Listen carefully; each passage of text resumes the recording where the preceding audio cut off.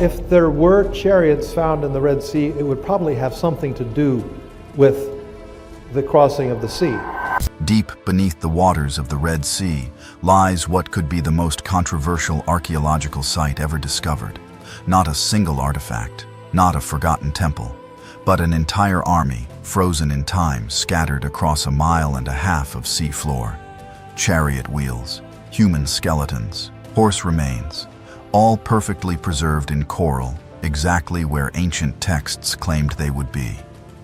And the academic world? They're saying absolutely nothing. Is there any physical evidence on the seabed? Yes, there is. And we have some examples.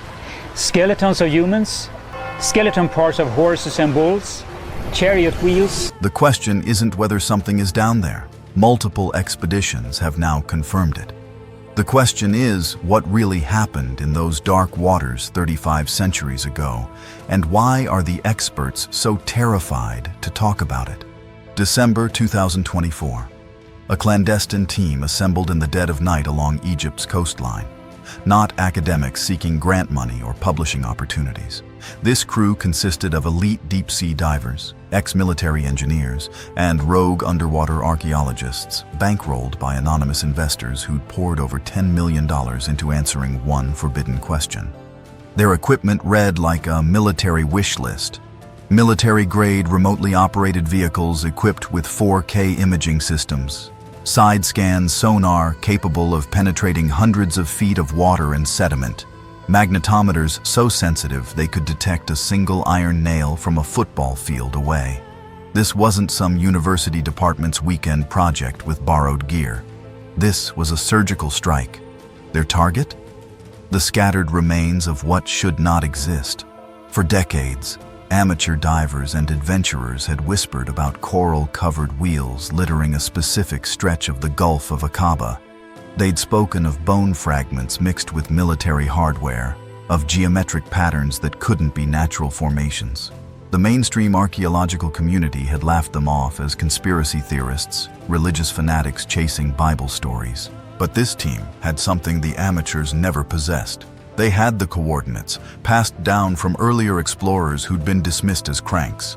They had technology that could see what human eyes missed, and they had the funding to stay silent until they were absolutely certain. The sonar operator was 3 days into the grid search when his screen lit up with anomalies.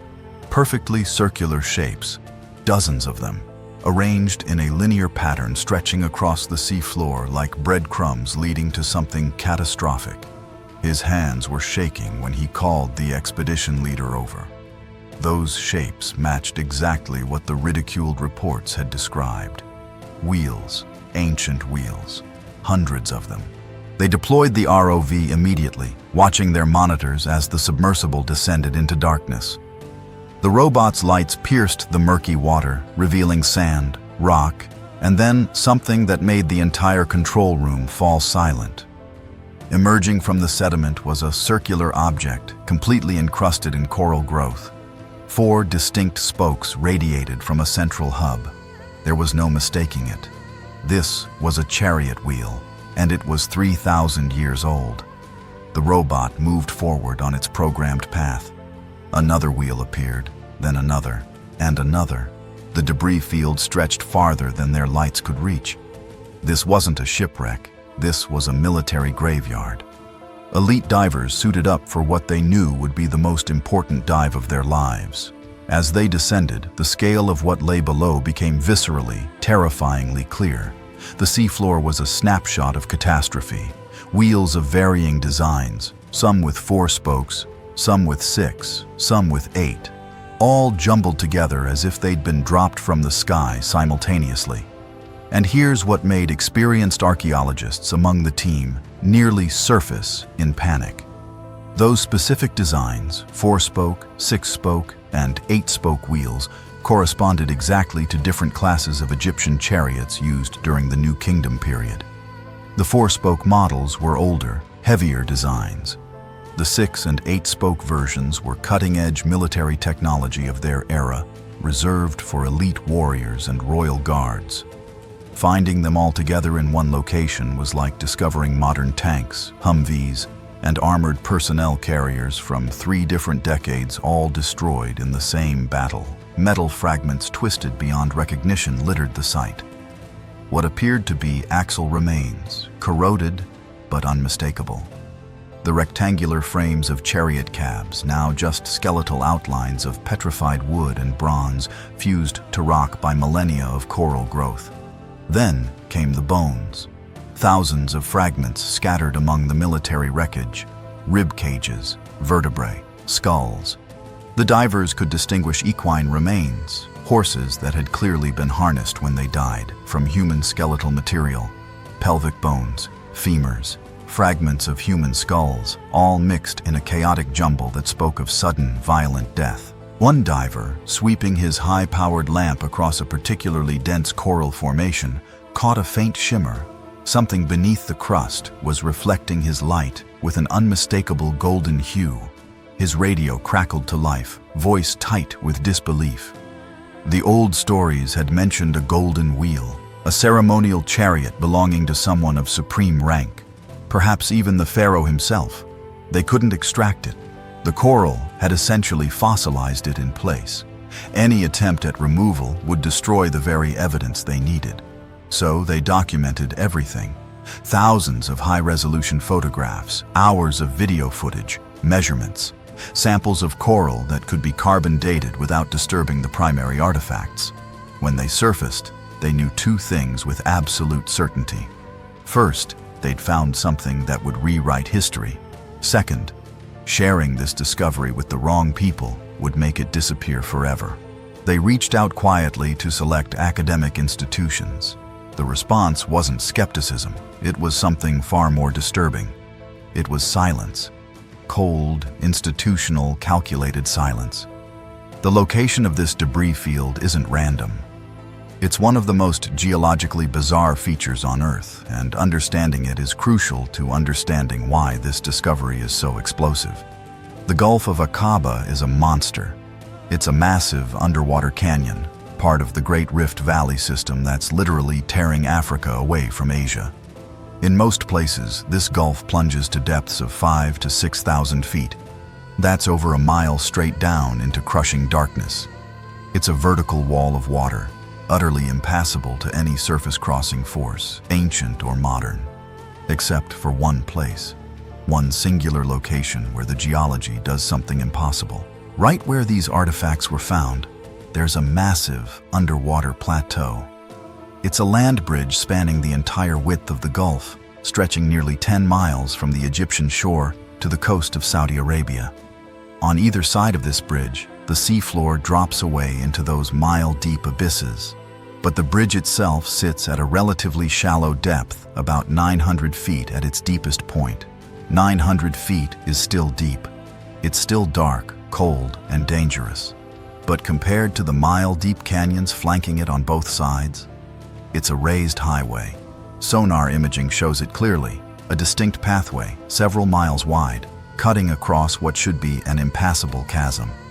This is the only location in the entire 100-mile length of the Gulf of Aqaba where an ancient population could have even theoretically attempted to cross.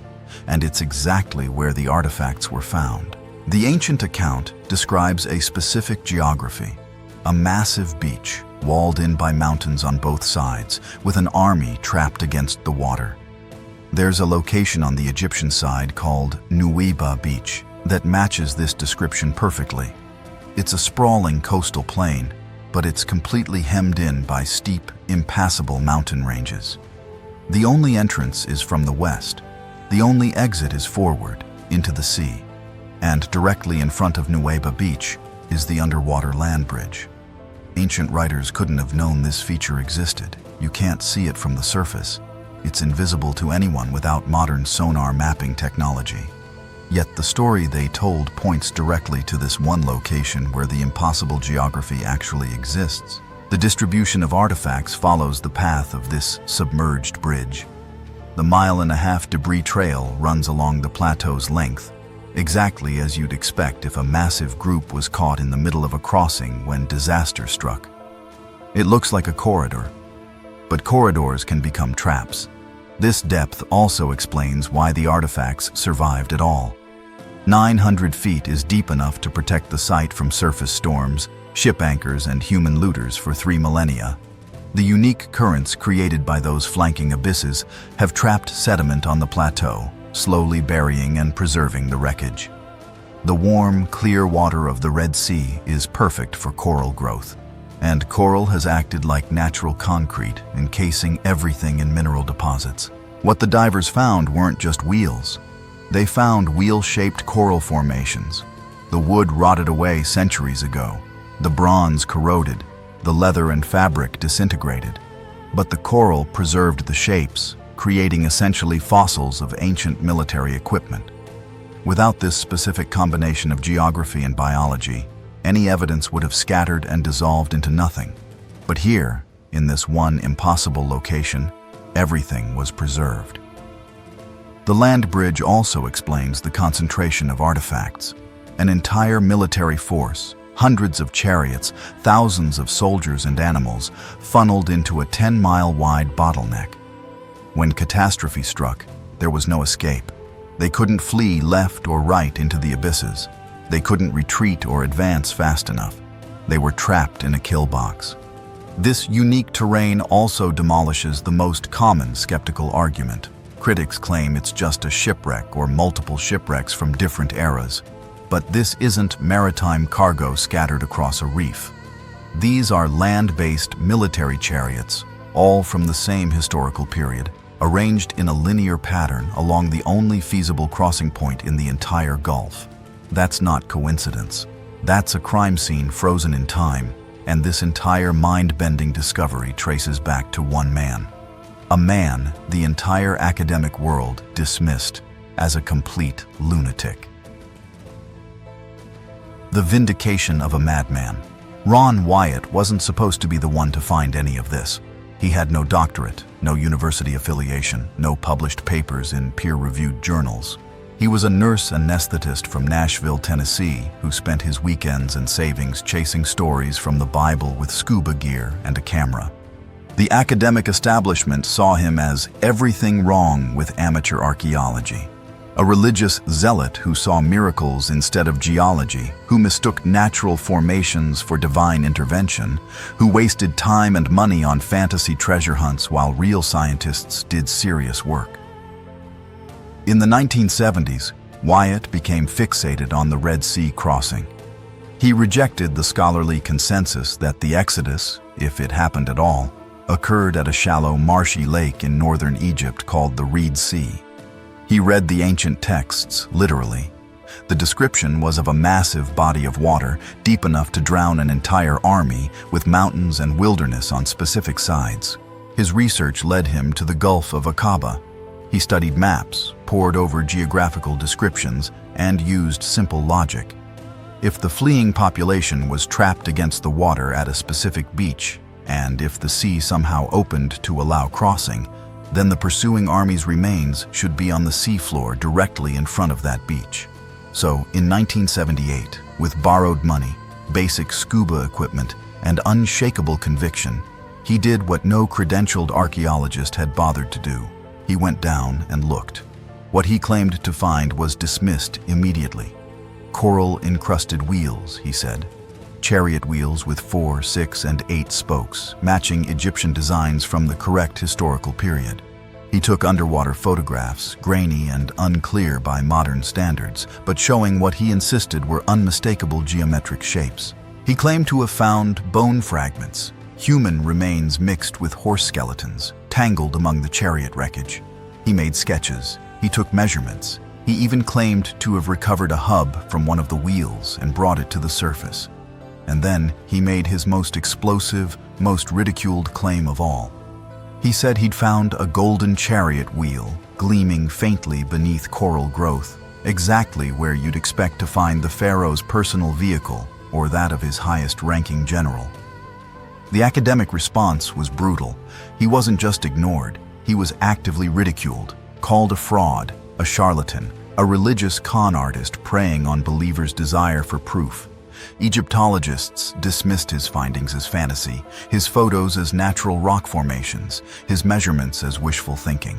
The fact that Wyatt made other claims didn't help his credibility. He insisted he'd found Noah's Ark on a mountain in Turkey.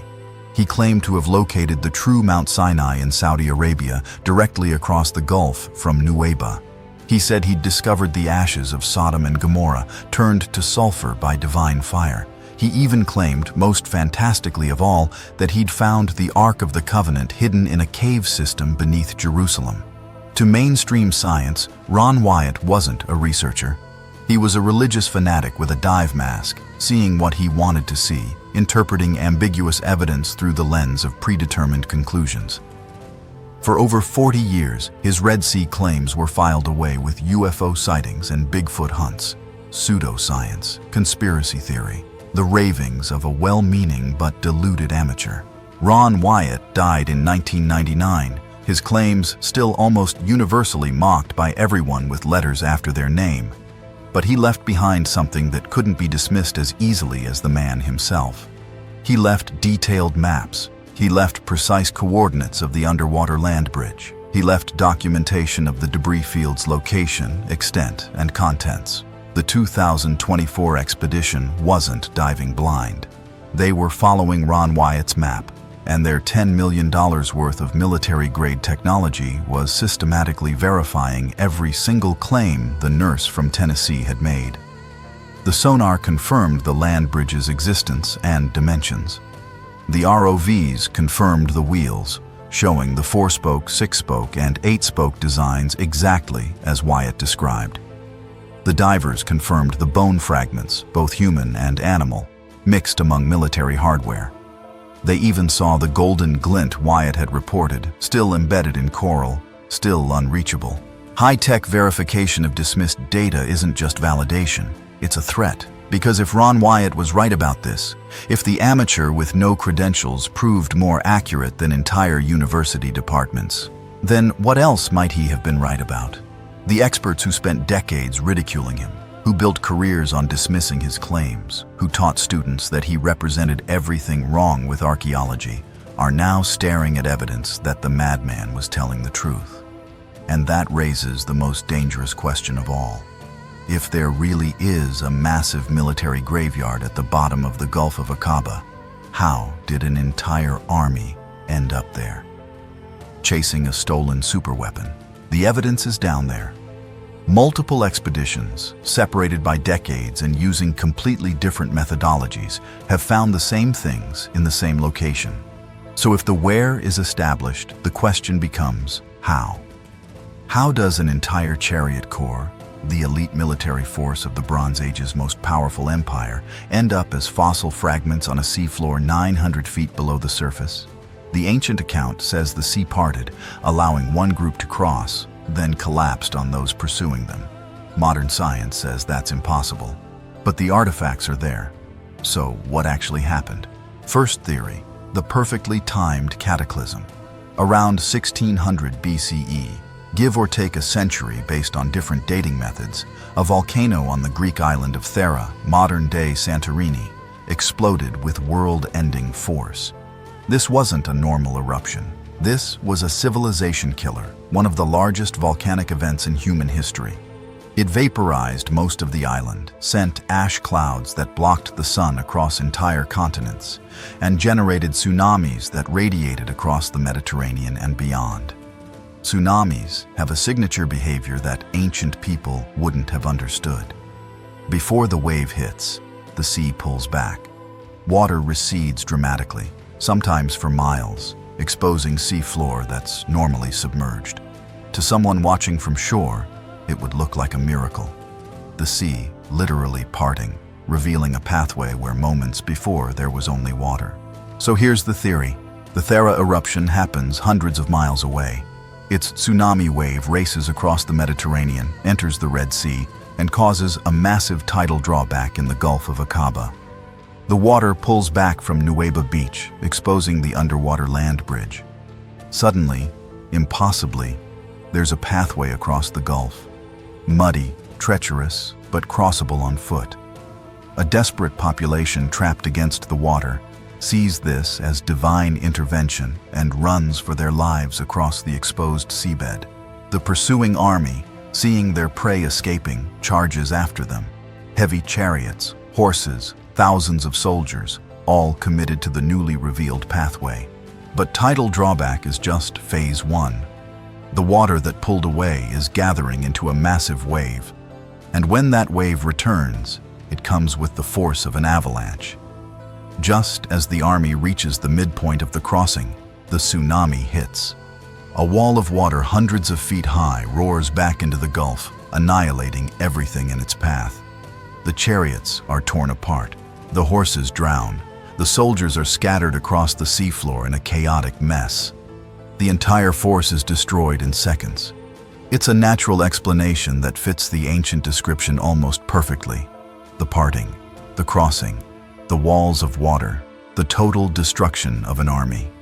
It removes the supernatural element while explaining the evidence. Second theory, and this is where things get genuinely strange, the weapon that couldn't exist. Ron Wyatt didn't just claim to find chariot wheels. He claimed to have found the Ark of the Covenant hidden in a cave system beneath Jerusalem. What if those two discoveries are connected? There's a fringe theory that the Ark wasn't just a religious artifact. It was technology, advanced, powerful, and terrifying.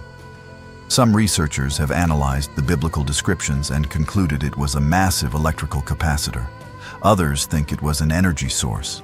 Some go further, suggesting it was a weapon of unimaginable power. According to this theory, Moses wasn't just a religious leader. He was raised in Pharaoh's household, educated in Egypt's deepest secrets, given access to knowledge that ordinary people never saw. What if Egypt possessed ancient technology, inherited or discovered, that the wider world didn't understand? What if Moses stole it when he fled? The population he led out of Egypt wasn't just escaping slavery. They were escaping with Egypt's most powerful secret. The Pharaoh wasn't just chasing runaway laborers.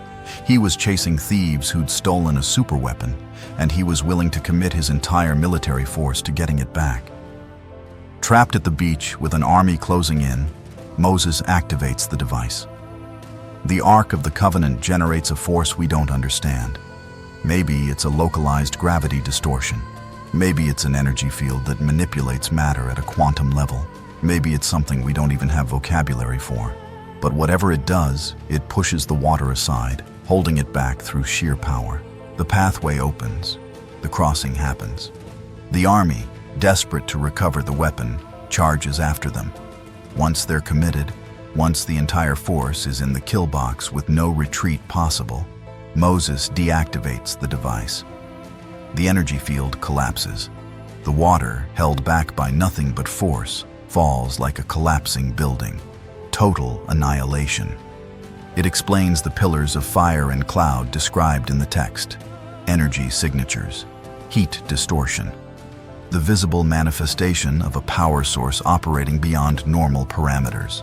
It explains why Pharaoh would risk everything for this chase.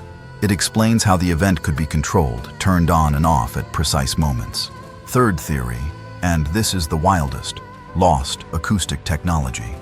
Some researchers have proposed that ancient civilizations understood sound and frequency in ways we've forgotten. Certain frequencies can levitate small objects. Others can shatter solid materials. What if there was knowledge of a frequency so specific, so powerful, that it could manipulate water itself? The staff of Moses, described in the texts as having seemingly magical properties, isn't a magic wand. It's a technological device, a resonator. When activated, it generates a sound frequency beyond human hearing, but with devastating physical effects. This sonic weapon creates a standing wave in the water, literally pushing it aside through acoustic force. The water is held in place as long as the frequency is maintained. The moment it stops, the natural state returns instantly and catastrophically. The army is caught in the middle when the device is switched off. The water collapses back into the void, and an entire military force is erased. Whether it was a volcano's perfect timing, a stolen superweapon, or lost technology that manipulated physics in ways we've rediscovered only recently, all three theories point to the same conclusion. Something happened in that Gulf 3,500 years ago. something powerful enough to destroy an entire army and traumatic enough to echo through human memory for millennia. The artifacts are there, the bones are there, the wheels are there. Something killed them all at once, in the same place, in a way that scattered them across 1.5 miles of seafloor. But if the proof is sitting at the bottom of the Red Sea, documented by multiple expeditions using state-of-the-art technology, why is the academic world acting like it doesn't exist? What are they hiding? The silence isn't an oversight. It's not academic caution waiting for more data. It's calculated, institutional, and deeply protective. And understanding why requires understanding what's at stake. For over a century, the consensus in mainstream Egyptology has been absolute. The Exodus, as described in religious texts, did not happen. Not on the scale claimed, not in the way described. At most, it might be a dim cultural memory of a small group migration, inflated over generations into mythology. But a population of millions fleeing Egypt, 10 plagues, a sea parting, an entire royal army destroyed in a single day. Fantasy, religious storytelling, not history. This isn't just taught in universities. It's the foundation of how we understand ancient Egypt. The timelines, the dynasty successions, the military capabilities, the political structures. All of it is built on a framework that does not include and cannot include the loss of an entire chariot corps in a supernatural disaster. Egyptian records, which are extensive and often obsessively detailed, never mention such an event. There's no hieroglyphic text saying, "Today was rough, lost the whole army in the Red Sea." There's no papyrus documenting a massive slave exodus. There's no official mourning for thousands of elite soldiers dying simultaneously. Egyptologists argue, correctly, that such an event would have been documented somewhere in the vast Egyptian archives. Its absence is treated as proof that it never occurred. The archaeological record in the Sinai Desert shows no evidence of millions of people wandering for 40 years. No campsites, no mass graves, no pottery shards, no trash pits, nothing. Every textbook, every university course, every career built on studying this period operates on the assumption that this story is myth. Then a team of divers, following the map of a dismissed amateur, finds a massive military graveyard at the exact location the ancient texts describe. Wheels with 4, 6, and 8 spokes. The specific designs used by Egyptian chariots during the New Kingdom period. The exact right time, the exact right place. If this site is verified as authentic, if mainstream academia is forced to acknowledge it, then everything changes. Entire careers are invalidated. Lifetimes of research become obsolete. Published works turn into fiction. Tenured professors who've spent decades teaching that this event never happened would have to admit that a nurse from Tennessee with scuba gear was more accurate than their entire field. That's not just embarrassing. That's career-ending. It's reputation-destroying. It's academic annihilation. So they're frozen. The safest response is no response. Don't acknowledge it. Don't debate it. Don't give it oxygen. Call it unverified. Demand impossible standards of proof. Point to ambiguities in the coral formations. Suggest it's just a shipwreck graveyard from multiple eras, even though all evidence points to a single catastrophic event. They'll argue that just because there are wheels on the seafloor doesn't prove which wheels they are or how they got there. They'll say the dating is inconclusive. They'll insist that without excavating every single artifact and conducting full metallurgical analysis, nothing can be confirmed. And they'll quietly make sure no official institution funds or permits such excavation. They are gatekeepers. This discovery is a battering ram. And they will never open the gate because doing so means watching their entire ivory tower collapse. But some theorists believe it goes deeper than academic ego. What if the silence is coordinated? What if there are powers beyond university departments who want this evidence to stay buried? Think about the implications if this site is verified beyond any doubt. It's not just historical, it's theological. It would be physical, tangible, scientific proof of one of the foundational miracles described in religious texts. In a world divided by faith, politics, and ideology, what happens when one set of beliefs gets backed by hard evidence? This discovery validates claims made by Judaism, Christianity, and Islam simultaneously. It elevates those traditions, supported by physical proof, above all others. That's not just academically disruptive, that's geopolitically explosive. It's an earthquake that shifts the balance of global religious and political power. What about other belief systems? What about secular governments built on the principle that religion is myth and superstition? Do you think those powers want billions of people suddenly possessing physical evidence of divine intervention in human history? Proof of one miracle opens the door to validating others. If this happened, what else happened? What other ancient accounts, dismissed as mythology, might be literal history? It's a theological Pandora's box that threatens the careful balance of global power structures. This is where the conspiracy theories enter. What if powerful interests, governmental or otherwise, have actively worked to keep this site off limits? What if evidence has been not just ignored, but actively removed? Let's talk about that golden wheel. Ron Wyatt claimed he found it, documented it, and reported it to Egyptian authorities. Then it vanished. No official record, no museum catalog entry, no statement from Egyptian antiquities. The one piece of evidence that could have verified the entire story simply disappeared. Skeptics say this proves Wyatt made it up. But what if it was confiscated? What if it's sitting in a storage facility somewhere, too dangerous to acknowledge, too valuable to destroy? The 2024 expedition noticed something disturbing when they compared their high-resolution sonar maps to Wyatt's original documentation from the 1970s and 80s. Sections of the debris field have changed. Areas Wyatt marked as dense with artifacts now appear suspiciously empty. Places he labeled as containing wheels and skeletal remains are barren. Is this natural erosion? 45 years of currents shifting sediment and breaking down coral? Or is it something else? The new team reported seeing drag marks on the seafloor, not natural erosion patterns, not random current damage. Drag marks, as if heavy objects were hooked and pulled away. As if someone over decades has been systematically cleaning the site. Not destroying it completely, that would be too obvious, but quietly removing the most conclusive pieces. The evidence isn't just being ignored, it's being erased. Slowly, methodically, professionally. We're in a race against time. The site is fragile. Coral erodes, bone fragments dissolve. But human intervention is the real threat. The experts are frozen because acknowledging this discovery means jumping off a cliff with no idea what's at the bottom.